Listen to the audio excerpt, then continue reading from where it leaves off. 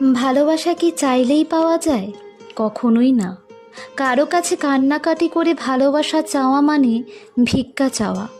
ভালোবাসা হলো একটি অনুভূতি, যেটা বলে কখনোই বোঝানো যায় না, সেটা অনুভব করতে হয়। তুমি যখন কাউকে সত্যিই ভালোবাসবে, তোমার ভেতর থেকে সেই অনুভূতি আসবে। সেই মানুষটা তোমার থেকে দূরে গেলে তুমি বিরক্তি অনুভব করবে। কথা বন্ধ হয়ে গেলে তোমার মধ্যে একটা অস্থিরতা অনুভব হবে। ভালোবাসার দয়া কখনোই নেবে না।